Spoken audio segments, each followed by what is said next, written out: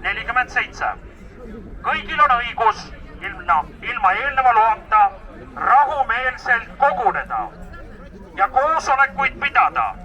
Seda õigust võib seaduses sätestatud juhtudel ja korras piirata riigi julgeoleku, avaliku korra, kõlbuse, liiklusohutuse, koosolekust osavõtjate ohutuse tagamiseks ning nakkushaiguse leviku tõkestamiseks.